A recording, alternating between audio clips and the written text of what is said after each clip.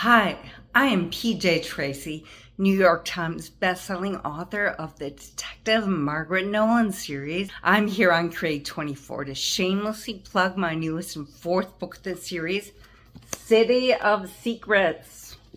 It's available right now anywhere you buy your books.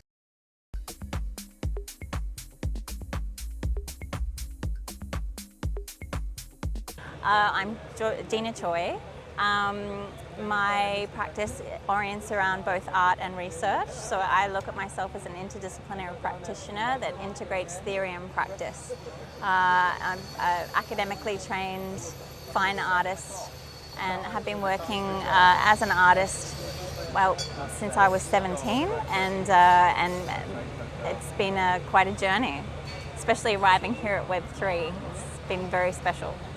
And Web3 was something that I stumbled upon in 2021, and it's just been such a beautiful and rich experience to connect with a global community of artists and builders and collectors and patrons and historians, and I've never looked back. Spoma Lab is and has been for me an incredible patron, both in terms of supporting my work through collecting, but also through the way that she's been a rock to me, somebody who's always been available for me to ask questions of, who advocates for me, and also from a community perspective represents such incredible values for the way that she works with the wider community.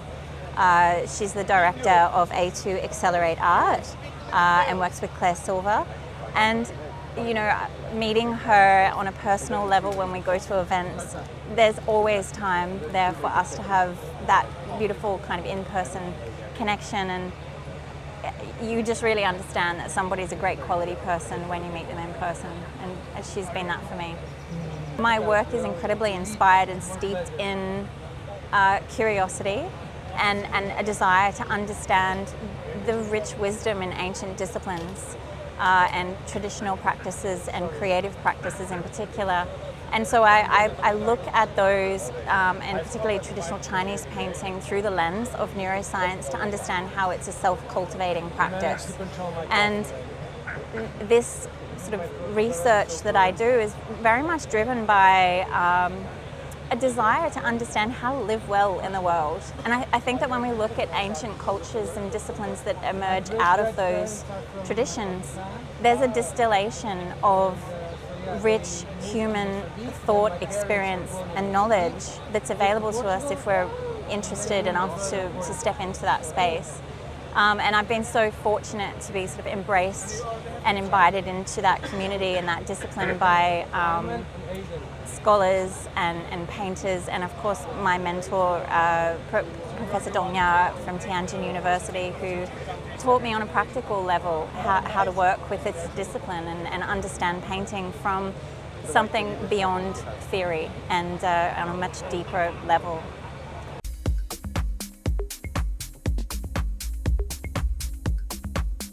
Let me talk about the brushstrokes. I mean, that is such a huge underpinning of both the power of traditional Chinese painting and calligraphy as a practice, and a form of expression in the way that we translate as an artist from something to an audience.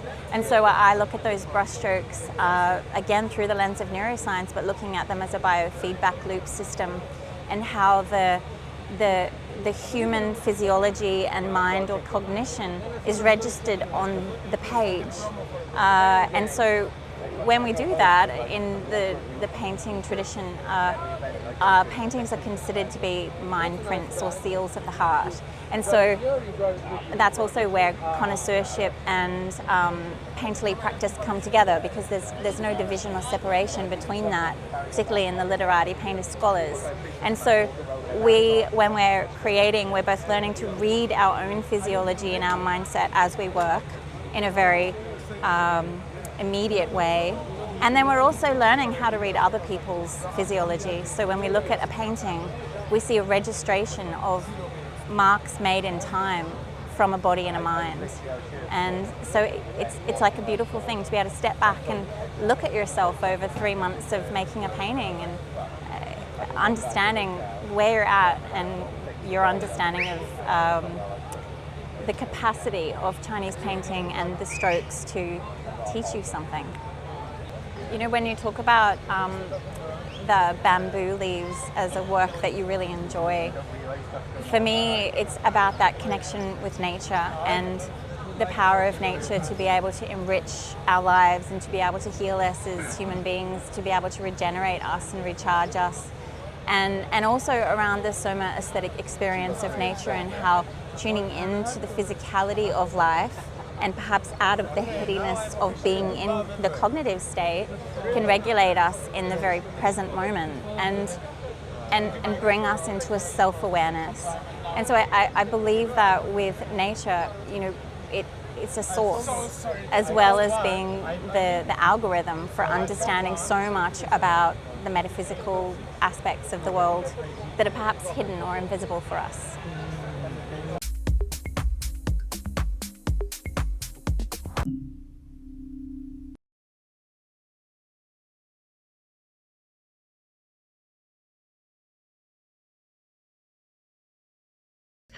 Thanks for watching, thanks for sharing, and thanks to Create24. You guys are awesome.